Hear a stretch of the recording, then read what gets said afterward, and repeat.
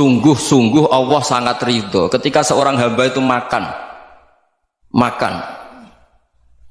ketika sesuap nasi dia muji Allah, ketika minum seteguk nasi dia muji Allah. Itu kalau orang diridhoni Allah itu wali betul. Itu untuk jadi wali itu gampang. Kamu makan ridho, kamu nginjak buminya Allah ridho seneng, kamu hidup keseharian aman seneng.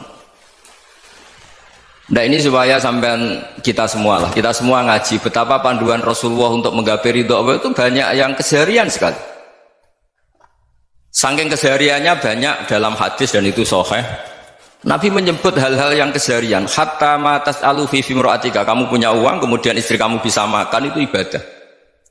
Bahkan sebagian ibadah itu dicontohkan Nabi yang akhirnya diprotes sahabat.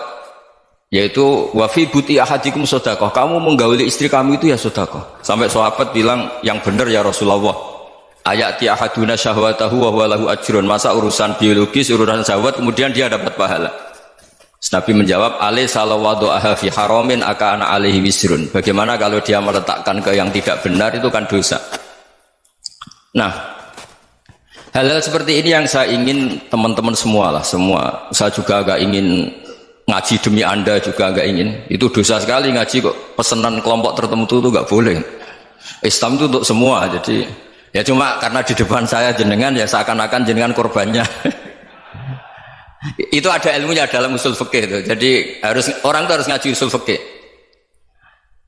Nama yang disebut, mungkin Mas Sufyan masih ingat zaman ngaji usul fikih. Nama yang disebut itu tidak jaminan sebagai prioritas perintah.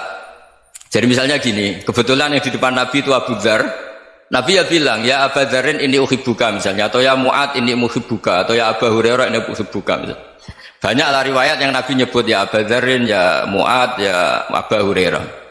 Kemudian misalnya Nabi meneruskan khitab, ini uhibbuka, saya mencintai kamu, fakul dubur sholatin, atau sebagian riwayat disebut fala tada'an la dubura kulli sholatin, Allahumma inni ala dzikrika wa syukrika wa husni ibadatik. Saya mencintai kamu, siapa saja, Mu'ad bisa, Abu Dzar bisa siapa. Saya mencintai kamu, mohon kalau habis sholat kamu jangan lupa wiridan Allahumma inni ala dzikrika wa syukrika wa husni ibadatik. Ya Allah, tolong kami permudah supaya mudah ingat engkau. Anda tidak bisa mentang-mentang, wong nama saya Parmin, nama saya Purnomo, itu yang diperintahkan Mu'ad misalnya. Jadi yang disebut satu, tapi khitab itu untuk siapa saja. Saya teruskan ya. Jadi saya mohon semua kita melakukan kebaikan itu, kalau dalam kaidah fikih disebut al yakin la yuzalu bisyak. Banyak kebaikan yang kebenarannya itu 100%, tidak punya efek samping ke pihak lain, ke kelompok lain, ke komunitas lain. Itu tadi misalnya Anda makan dan itu murah sekali, hanya butuh satu piring, setiap punyaan kamu muji Allah, setiap minum kamu muji Allah. Itu redaksinya Rasulullah SAW disebut Allah sangat ridho ketika seorang hamba makan kemudian dia memuji Allah, atau minum kemudian dia muji Allah. Logikanya gampang, negara seperti ini yang kamu harapkan bentuknya kayak apa, mertua, ipar, komunitas, tetangga, itu nyata terjadi itu kan belum pasti. Sementara yang mesti terjadi adalah kamu butuh makan, kalau tidak mati. Butuh minum, kalau tidak mati. Butuh bumi yang nyaman ditempati, kalau tidak kita juga mati. Sebab itu Allah kalau menyebut nikmatnya itu hal-hal yang keseharian. Alladzi at'amahum min ju'. Allah itu siapa? Allah itu yang menciptakan kamu bisa makan. Tidak berlebihan, Allah itu yang menciptakan kondisi sosial itu ideal. Zaman Nabi itu ya ada orang munafik. Orang-orang pilihan Allah itu juga diuji orang sekelilingnya yang macam-macam. Semua diuji sesuai konteks zaman dan waktu. Nah, tapi ada ibadah-ibadah yang selalu disarankan Nabi. Sampai Nabi itu pernah ditanya, ayul islami khairun ya Rasulullah, Islam terbaik itu gimana? Jawaban Nabi itu unik. It'amut to'am, Islam terbaik itu ya makan-makan, jangan santai-santai. Ketika Allah menyebut beberapa kebaikan, falak tahamal akobah, wa ma adrokan apa? Mal akobah. Terusannya apa? Fakku rokobah. Terusannya apa? Au it'amun fiyaumin di masubaya. Atau acara makan-makan itu juga Islam. Kenapa? Ya bayangkan kalau tidak ada makanan, kita mati kan? Kondisi sosial tidak ideal itu Anda masih gak apa-apa, tapi kalau Anda tidak makan, Anda tidak minum, Kamu punya istri cerewet masih bisa hidup, punya mertua cerewet masih bisa hidup. Tapi kalau tidak makan bisa mati. Berarti penting mana istri sama makan? Penting mana? Makan. Semoga istri Anda dengar. Nanti kamu disuruh makan tapi pulang deh. Itu kalau dibahasakan makan masih memahami. Penting mana nasi satu piring dengan istri. Nggak ada nasi mati, nggak ada istri belum mati. Penting mana? Gak berani jawab kan? Nah, ternyata Anda ada garang kan di depan istri. Jadi saya mohonlah, mungkin Mas Sufyan Sauri tadi yang bisa bantulah teman-teman tuh ngaji yang keseharian saja. Karena kita nyari ridha Allah itu berdasar firman Allah, dan firman Allah itu menyebut keseharian tuh riang gampang. Yaitu tadi misalnya wa min ayatihi manamukum bil laili wan nahar. Termasuk ayat-ayat Allah itu kamu tidur.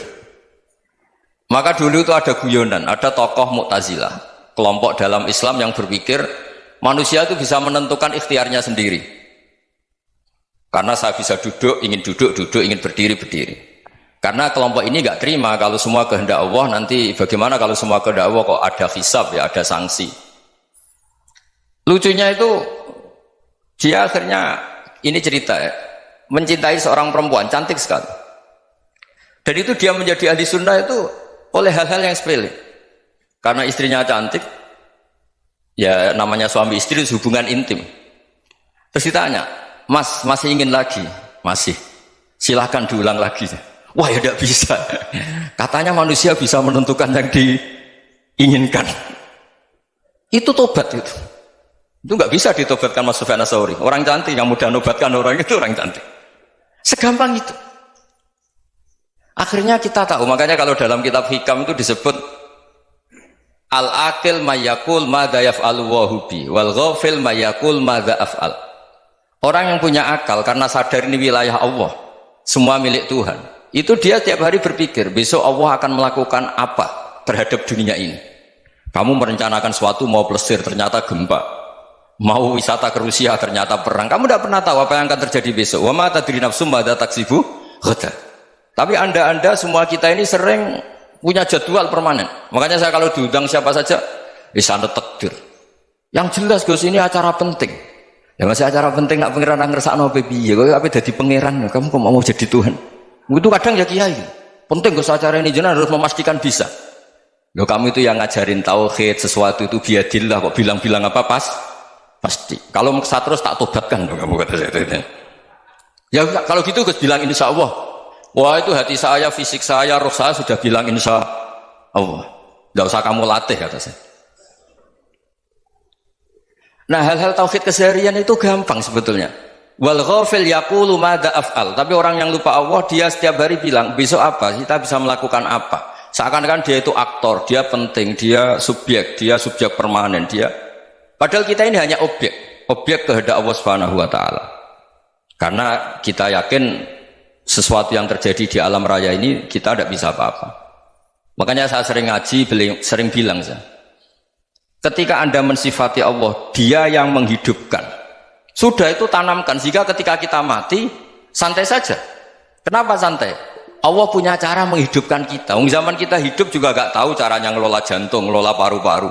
Kamu juga gak tahu ngelola oksigen yang tidak beracun, tidak ngandung polusi. Tahu-tahu hidup. Gak ingin tua ya tahu-tahu tua, gak ingin mati tahu-tahu mati. Selama ini kita hidup juga gak tahu apa sebetulnya. Hanya gaya tok, punya jadwal, punya planning. Kalau kamu bisa menentukan pilihan Anda, pasti Anda istrinya cantik, 4 neriman semua, qanaah semua. Nyatanya enggak kan? Ada 1 jelek, cerewet. Wah itu kan, nyatanya enggak bisa apa-apa Anda kan? Dan kamu bawa mati lagi. Itu kan, istri Anda juga gitu, punya keinginan, punya suami yang ganteng, yang jabat, yang neriman, yang enggak poligami. Ya enggak kesampaian juga. Kalau kita ngitung tingkat kegagalan kita itu gagal terus. Ya kan? Nah, terus ingat Allah, madza yaf'alu wa bi. Orang yang punya akal selalu berpikir Allah itu menghendaki apa terhadap saya. Loh sama-sama orang ngelihat orang yang serius, itu kata Anda itu pemikir berat, serius, senang punya tokoh yang merengut tuh, karena kamu anggap serius. Tapi sebagian orang menganggap orang yang serius itu wong merengut, wong masam, wong muka kok ditekuk. Jadi sama itu hati ya muqallibal qulub tsabbit qalbi ala dini, karena kita nggak tahu cara berpikir kita tentang orang lain, tentang sekeliling kita. Misalnya kita orang baik yang jenis ngurmat fakir miskin, ada orang bangun masjid mewah itu janggal. Apa artinya masjid mewah kalau banyak orang kelaparan? Tapi kalau yang jenis pendidikan, apa artinya masjid mewah kalau tidak bisa ngaji? Nanti yang jenis infrastruktur, apa artinya ini kalau semuanya punya sudut pandang yang berbeda-beda. Dan Islam mengapresiasi semua kebaikan. Tapi katakan semua kebaikan itu adalah kehendak Allah Subhanahu wa taala. Karena apapun baik Anda itu pakai fasilitas yang diberikan oleh Allah Subhanahu wa taala. Sehingga ini yang disebut qulillah tsumma darhum fi khawdihim yal'abun. Ya kembali tadi ke tema-tema bahwa keseharian Anda ini sudah Islami. Saat Anda tidak bisa melakukan apa saja. Saya sering ada jenazah, biasanya kalau tetangga meninggal saya sering disuruh ngelepas. Saya bilang orang ini baik karena sering ngelamun di rumah, sering nganggur di rumah. Ditanya sama anaknya, kenapa Gus nganggur baik? Ya kalau dia nganggur artinya juga agak berbuat sesuatu yang maksiat kan? Ya kan? Orang nganggur di rumahnya ya tidak bunuh orang, tidak maling, tidak korupsi, ya namanya nganggur di rumah. Lah cuma istri cara pandang nganggur gak menghasilkan uang itu. Tapi juga gak menghasilkan kriminal kan? Jadi sebenarnya Islam itu cara, makanya kalau sampai ngaji usul fikih itu ada kitab usul fikih namanya Lubul Usul, itu terkenal sekali di pesantren itu. Itu kalau ngapresiasi keseharian itu luar biasa. Izma min mubahin illa wa yatahaqququ bihi tarku haramimma. Karena keseharian yang mubah saat Anda lakukan itu ada kehebatan yang luar biasa, yaitu meninggalkan haram. Makanya dulu banyak orang-orang alim ketemu temannya itu guyon sampai semalaman. Itu biasanya yang semangat Islam itu kiai kok tidak tahajud, kiai kok tidak witir. Orang yang sedang mapan uangnya banyak, malam itu tidak kelayaban itu sudah luar biasa. Melawan nafsu supaya tidak maksiat itu sudah luar biasa. Supaya lupa guyon sama temannya semalaman sampai subuh. Gejolak-gejolokan mengenang zaman miskin, zaman kuliah nggak jelas, zaman apa. Melihatnya jangan tarkut tahajud. Seperti ini meninggalkan tahajud, tapi meninggalkannya ini talkul muharramat. Jadi kayak apa hebatnya? Sehingga Imam Ghazali punya riwayat yang agak unik. Hatta takuna ibadatu akhiri hadil ummah iku an-naum. Sehingga suatu saat ibadah terbaik umat ini itu tidur. Itu kan riwayat kontroversi. Ketika Imam Ghazali saja, kenapa iya? Kenapa kamu mulai keluar dari rumah itu sudah banyak maksiat, melihat perempuan yang enggak mahram, melihat fenomena. Tapi kalau kamu tidur itu enggak melihat apa-apa. Tapi juga kamu jangan nganggap tidur itu ibadah betul. Saatnya melakukan fardu ain malah masih tidur. Tapi itu sudut pandang yang menjadikan kita Islam itu gampang. Jadi saat Anda tidak bisa aktivitas apa-apa, misalnya ada beberapa orang yang lumpuh. Lumpuh itu memang nggak bisa Jumatan, nggak bisa ibadah, tapi dia juga nggak bisa maksiat. Tidur itu memang Anda saat itu tidak bisa tahajud, tidak bisa witir, tapi saat itu ada zina, ada maling, tidak gosipkan orang, tidak bully orang, tidak menanamkan kebencian, tidak hasud. Sehingga tidur menurut Allah Ta'ala wa min ayatihi manamukum billaili apa? Wan-nahar. Karena di tidur itu selain ada unsur istirahat, jaga kestamina, juga ada unsur meninggalkan beberapa keburukan. Nah saya mohon ibadah yang keseharian ini kita jaga. Supaya kita semua baca ayat itu fasih. Fasih itu tertanam di hati. Allah itu siapa? Alladzi at'amahum min ju'i wa amanahum min khawf. Dan Allah kalau cerita di Quran itu anna sababnal ma'a sabba thumma syaqaqnal ardha wa syaqqa fa ambatna fiha habba wa inaba wa qadba wa zaituna wa nakhla wa hadaika hulba. Kamu tahu saya ini siapa, kata Allah. Saya ini adalah Tuhan yang menurunkan air, kemudian ada tanaman banyak, habba wa inaba wa qadba, ada zaitun, ada tin, kalau orang Jawa mungkin ada tela, ada padi, ada mangga, ada pisang. Sudah. Wa inaba wa zaituna wa nakhla wa hadaika hulba, ada perkebunan yang lebat. Tujuannya apa? Mata Allahkum, silahkan kamu pakai, kamu nikmati. Tapi karena kadang kita ini punya ide-ide besar. Tadi untuk syukur saja nunggu punya istri riman, rumah baik, tetangga baik, komunitas baik, semuanya baik baru syukur. Lama-lama nanti ada di surga, syukurnya nunggu surga paling kelas A. Itu sudah ada yang menghuni Rasulullah, kamu nggak boleh di situ. Masa untuk syukur saja? Repotnya Masya Allah. Jadi mohonlah Quran yang kalau Anda hafalkan juz sama itu kan ada ayat-ayat yang kayak tadi. Ya, fal yanzuril insanu ila ta'ami. Coba lihat Apa yang kamu makan ya? Dari mana? Dan untuk mempertahankan hidup kamu keseharian. Jadi jangan kira ibadah itu harus membentuk komunitas yang versi Anda. Ibadah itu harus yang hal yang mulu-mulu. Kesehariannya Anda alami. Loh, ini saya tidak bikin-bikin. Saya ngaji bukan karena berdasar pesanan. Itu ayat yang saya baca kan betul ada ayatnya kan. Fal yang dzuril insanu ila tu'ami anna sababnal ma'a sabba thumma syaqaqnal ardo syaqqa fa ambasna fiha habba wa inaba wa qadba wa zaituna wa nakhla wa hadaika ghulba. Terusannya apa? Mata'al lakum, silakan kamu nikmati. Mata itu silakan kamu nikmati. Ya kayak sampean dikasih hidangan ya makan. Ya sudah makan, habis makan ya minum, habis itu ngantuk ya tidur. Ya sudah normal-normal saja. Kayak apa indahnya Islam. Tapi Anda mencari Islam yang gimana lagi? Nah itu yang diajarkan guru-guru kita, diajarkan sanad kita sampai Wali Songo, sampai Rasulullah SAW. Bahwa pada akhirnya ada jihad, ada perang. Itu dulu memang perang, bukan membunuh, beda. Dulu kita dijajah Belanda ya perang, dan itu normal karena kita dijajah. Jadi ketika orang lain ingin baik sama kita, wa in ahadum minal musyrikin astajaroka ya fajirhu hatta yasma'a kalam Allah. Kalau mereka ingin baik ya kita baik. Makanya ada istilah musta'man, mu'ahad. Kalau mereka ingin damai, berdampingan dengan kemajmukan ya itu yang lebih baik. Karena memang Islam menghormati proses perdamaian. Wa in janahu lis-salmi ya fajnah lah. Kalau ingin damai ya kita harus damai.